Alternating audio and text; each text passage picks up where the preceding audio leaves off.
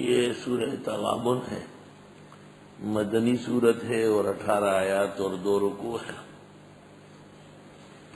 نزول میں 108 ہے اور ترتیب میں 64 ہے۔ اس صورت میں 4 مسئلے بیان ہوئے ہیں۔ پہلا مسئلہ اللہ کی تسبیح، تحمید، تقدیس اور سلطنت کاملہ کا ہے، اور دوسرا مسئلہ قیامت کا ہے کہ قیامت کے دن بہت سارے لوگ مارے جائیں گے اور ان کی نیکیاں لوٹ لی جائیں گی۔ تیسرے مسئلے میں مصائب کا ذکر ہے اور شدائد کا۔ یہ سب کچھ حکم خدا سے ہے، انسان اللہ کے حکم کے سامنے سر تسلیم خم ہے۔ اور چوتھے مسئلے میں انفاق کی تاکید ہے اور اس کے کچھ تفریعات ہیں۔ سورت بہت ہی مبارک ہے انسانی زندگی کے شرائط کو نرم کرنے میں۔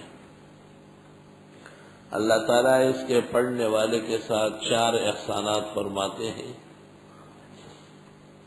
ایک تو اس کو توفیق عبادات کی نصیب ہوتی ہے، یہ یسبح للہ کا کرشمہ ہے۔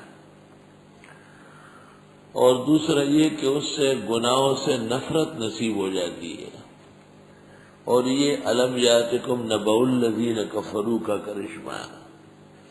اور تیسرا یہ کہ اللہ اس سے مصائب اور شدائد دور کر دیتا ہے، یہ ما اصاب من مصیبت الا باذن اللہ کا کرشمہ ہے۔ اور چوتھا یہ کہ اللہ اس کے گھر میں اور اولاد میں اور مال میں عافیت و خیر سگالی کر لیتا ہے، اور یہ ان من ازواجکم و اولادکم عدوا لکم فاحذروہم کا کرشمہ ہے۔ سورت سے 4 قسم کے کام لیے جا سکتے ہیں۔ بیماریوں میں شفا، روزگار میں ترقی، ظالم سے نجات، اور شدید کو مسخر و مذلل کرنا، اور یہ تقریباً مجرب و مشاہد معاملے ہیں۔ ماقبل کی صورت کے ساتھ ربط، اس میں منافق کی مذمت تھی جس کی پوری زندگی برباد ہو گئی، اور اس صورت کے اندر مومن کے ساتھ تنبیہ ہے کہ وہ قیامت کی تیاری کرے، نیکیاں ضائع نہ ہو جائے۔ بسم اللہ الرحمن الرحیم، یسبح للہ ما فی السماوات و ما فی الارض۔ باقی بیان کرتی اللہ کی ہر وہ چیز جو آسمان و زمین میں ہے۔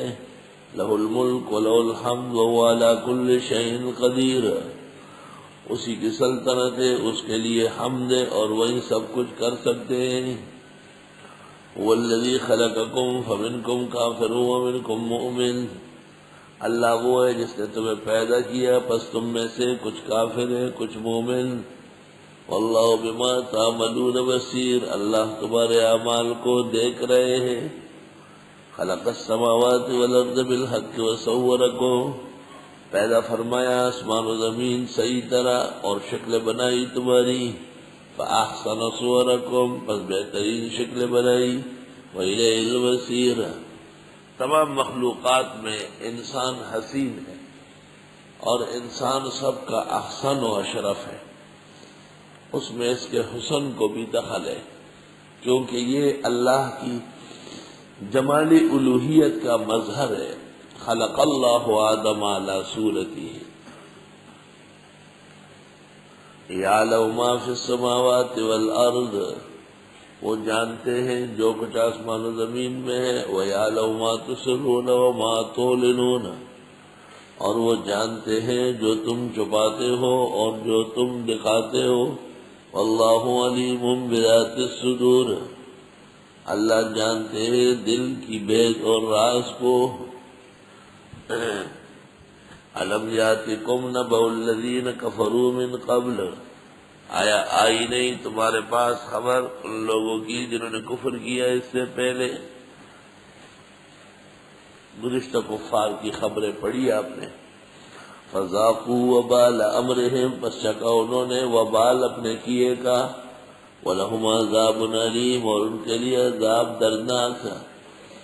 ذَلِكَ بِأَنَّهُ كَانَتْ تَأْتِيهِمْ رُسُلُهُمْ بِالْبَيِّنَاتِ، یہ اس لیے کہ بے شک آئے تھے ان کے پاس پیغمبر ان کے معجزات لے کر.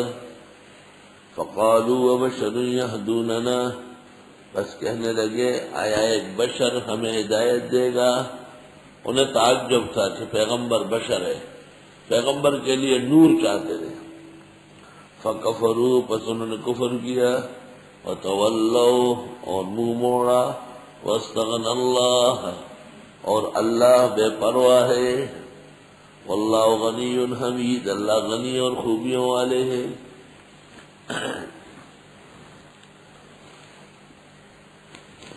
زعم الذین کفروا ان لن یبعثوا، گمان کیا ان لوگوں نے جنہوں نے کفر کیا ان لن یبعثوا، کہ یہ نہیں اٹھائے جائیں گے.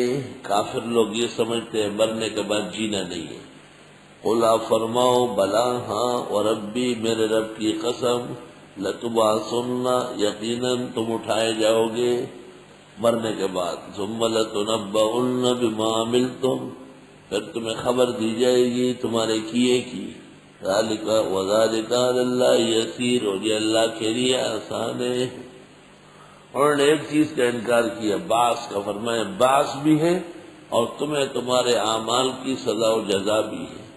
فآمنوا باللہ ورسولہ، پس ایمان لے آؤ اللہ پر اور اللہ کے رسول پر. والنور، اور نور پر. اللہ تعالی پیغمبر اور نور تین چیزیں ہیں، تو پیغمبر نور نہیں ہے. الذی انزلنا، وہ نور جسے ہم نے اتارا یعنی قرآن. قد جاءکم من اللہ نور وکتاب مبین واللہ بما تعملون خبیر، اور اللہ تمہارے اعمال سے خبردار ہے. یوم یجمعکم لیوم الجمع، جس دن جمع کرے گا تم کو جمع کے دن، قیامت کا دن. ذالک یوم التغابن، یہ لوٹ مار کا دن ہوگا. ایک شخص کے ساتھ آپ نے زیادتی کی ہوگی اور اس کو راضی کیے بغیر آپ آگے بڑھ نہیں سکتے. وہ آپ سے ساری نیکیاں لے لے گا کہ اس ظلم کے بدلے میں مجھے نیکیاں دے دو. تو آپ کی جتنی نیکیاں تھی وہ ایک زیادتی کی وجہ سے اس کی طرف چلی گئی، تو آپ مغبون ہیں، مغبون، مارا ہوا.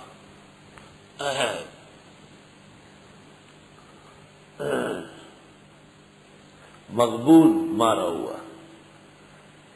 فقہاء لکھتے ہیں غبن فاحش اس قیمت کو کہتے ہیں جس میں بائع مشتری سے زیادہ مانگ، کہتے ہیں یہ غبن فاحش ہے.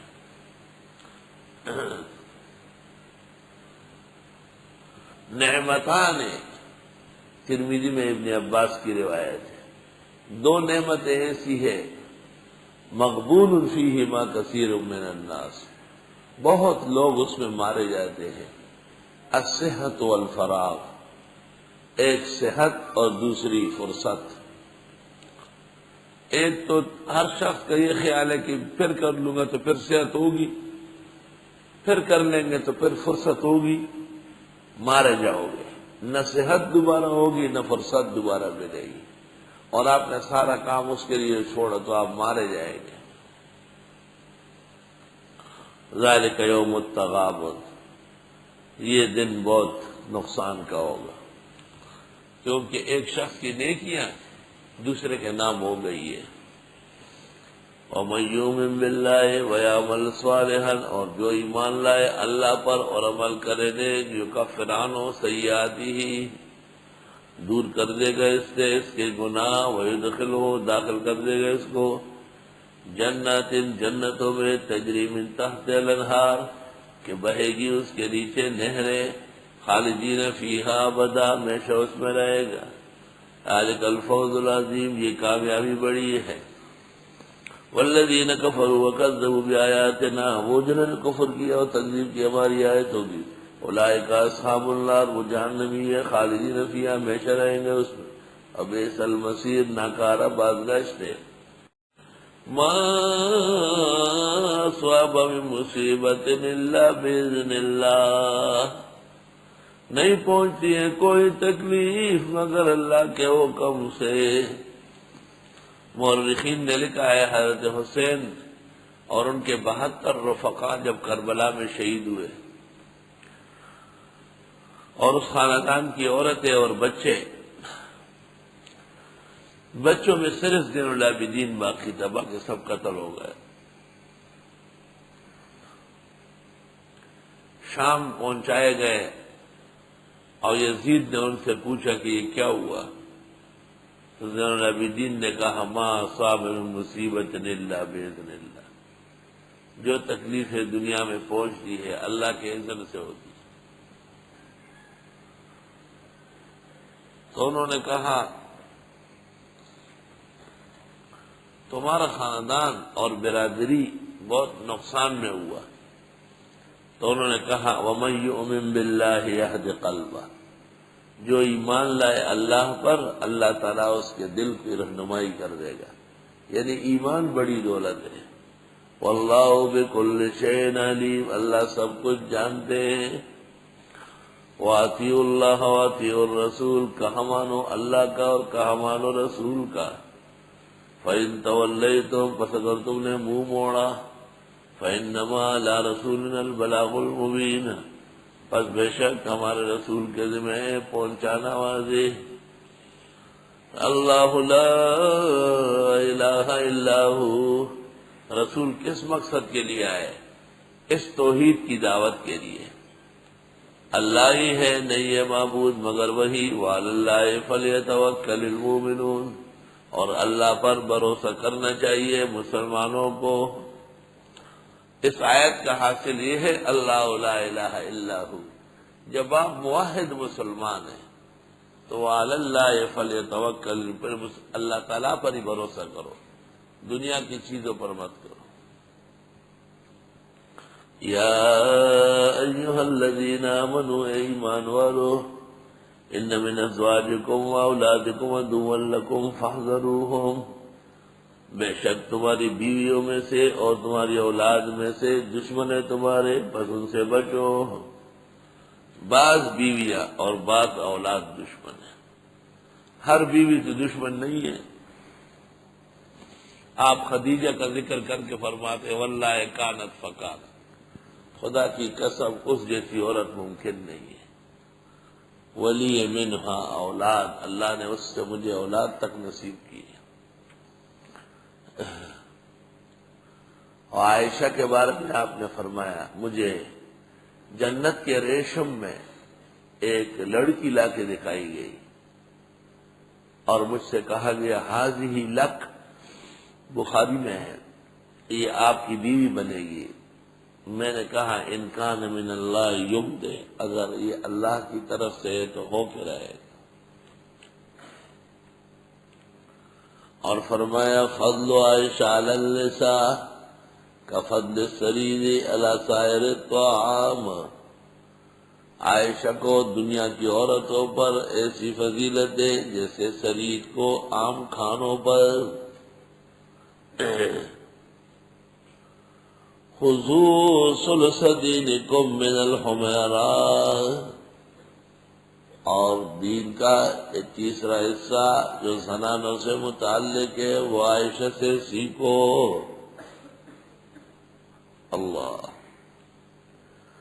اے ایمان والو، بے شک تمہاری بعض بیویاں بعض اولاد دشمن ہے، تمہیں ایمان کے مقابلے میں کفر کی طرف، اعمال کے مقابلے میں گناہوں کی طرف دعوت دے دیں، بس ان کی دشمنی سے بچو۔ اب ایک اندیشہ تھا کہ نص قطعی کے اندر یہ آ گیا کہ بعض بیوی اور بعض اولاد دشمن ہیں، تو جواب آیا وَإِن تَعْفُوا، اور اگر تم معاف کرو، وَتَصْفَحُوا، اور درگزر کرو، وَتَغْفِرُوا، اور نوازو، انہی بیویوں کو معاف بھی کرو، ان کی غلطیاں درگزر کرو، آئندہ کے لیے مالا مال کرو۔ فإن اللہ غفور رحیم، پس بے شک اللہ بھی بخشنے والا رحم والا ہے۔ خود تم سے کتنی غلطیاں ہوتی ہے، گناہ ہوتے ہیں، اور وہ سب اللہ تعالی معاف فرماتے ہیں۔ تم بھی بیویوں اور بچوں کی غلطیوں کو معاف کرو۔ میرے گناہوں سے تیری رحمتوں کو جوش ہے، ایک سالک کہتا ہے میرے گناہوں سے تیری رحمتوں کو جوش ہے، میں گناہ پیش ہوں تو گناہ پوش ہے۔ جب خود انسان کے ساتھ اللہ کا یہ برتاؤ ہے، باخلق رحم کن کی خدا بات رحم کر، اللہ تعالیٰ کے رحم لینے کے لیے لوگوں کے ساتھ رحم کرو۔ من ستر مسلمن سترہ اللہ یوم القیامہ، جس نے مسلمان کے عیب اور قبح چھپائے، اللہ تعالیٰ اس مسلمان کے گناہوں کا پردہ قیامت میں کر لے گا۔ انما اموالکم و اولادکم فتنہ، بے شک تمہارا مال اور تمہاری اولاد فتنہ ہے۔ بیوی کو فتنہ نہیں کہا کیونکہ اور بازار سے لائیں گے اگر ٹوٹ گیا، ساغر جم سے میرا جام سفال اچھا ہے۔ بیوی ایک نہ صحیح دوسری صحیح، دوسری نہ صحیح تیسری صحیح، لیکن اولاد اور مال سے جان چھڑانا آسان نہیں۔ فتنہ اس چیز کو کہتے ہیں جسے ساتھ رکھنا بھی ضروری ہے۔ مال فتنہ ہے، مال کے کمانے میں بھی تکلیف ہے، مال کا رکھنا بھی خطرہ ہے، مال کا صرف کرنا بھی ابتلا ہے۔ اگر دنیا نہ باشد درد مند، اگر باشد میں مہرش پائے بندے، یہ بڑی مصیبت ہے۔ دنیا نہیں ہے تو فقر ذلت، دنیا ہے تو غنا اور مالداری قیامت۔ نہ مردست کی دنیا دوست دارد، اگر دارد برائے دوست دارد۔ رسول اللہ صلی اللہ علیہ وسلم منبر پر خطبے کے لیے کھڑے تھے، دیکھا حسن حسین لڑکتے اٹھتے گرتے آ رہے ہیں۔ اللہ اللہ، آپ خطبہ چھوڑ کر منبر سے اترے اور دونوں کو ایک ایک کندھے پر بٹھا کر منبر پر آئے اور فرمایا انما اموالکم و اولادکم فتنہ، واقعی مال اور اولاد میرا امتحان ہے۔ اللہ اللہ، مال سے محبت بھی، مال کی ضرورت بھی، مال کا نقصان بھی فتنہ ہے۔ اولاد ہونا چاہیے، نہ ہو تو اور تکلیف، اور اولاد کے ہوتے ہوئے کیا کیا تکالیف سہنی پڑتی ہے، فتنہ ہے۔ الولد مجبنۃ مبخلا، اولاد کی وجہ سے بزدلی اور کنجوسی آ جاتی ہے۔ اللہ اللہ، بے شک تمہارا مال اولاد امتحان ہے، واللہ عندہ اجر عظیم، اور اللہ کے پاس بڑا اجر ہے۔ اللہ تعالیٰ کے دین کو، علم کو، تعلیم کو اولاد کے لیے، مال کے لیے چھوڑنا نہیں۔ فاتقوا اللہ ما استطعتم، ڈرو اللہ سے جتنا ہو سکے، یعنی زندگی کے ہر نظام میں. واسمعوا، سنو، واطیعوا، تابعداری کر لو، وانفقوا، مال خرچ کرو. فتنوں سے بچنے کے طریقے ہیں. فاتقوا اللہ ایک، واسمعوا دو، واطیعوا تین، وانفقوا چار. دو فتنوں سے بچنے کے لیے چار تدبیریں کر لو. خوب اللہ سے ڈرو. جب تم خدا سے ڈرو گے، بیوی بچے اہل و عیال تمہاری اطاعت فرما برداری کریں گے. واسمعوا، اللہ کا کہا سنو، تمہاری بات بھی مانی جائے گی. واطیعوا، اگر اولاد اور بیوی کی اطاعت چاہتے ہو، خدا کی اطاعت اپناؤ. اور اگر آپ چاہتے ہیں کہ مال بے ضرر رہے، مال محترم رہے، مال سلیمانی رہے، مال ذوالقرنینی رہے، مال عثمان جیسے رہے، تو انفقوا، خدا کے دین پر خرچ کرو. سبحان اللہ. مولانا روم نے خوب کہا، نیم جاں بستانہ دو صد جاں دے حد، ذرا سا دے دو رمیشہ کے لیے لو، آنچ در وحمت نیاید آدے حد. خیر لانفسکم، یہ بہتر ہوگا تمہارے لیے. ومن یوق شح نفسہ، جو بچ گیا نفس کے بخل سے، فاولئک هم المفلحون، یہ لوگ کامیاب ہوں گے. نفس بہت بخیل ہے، مال خرچ نہیں کرنے دیتا.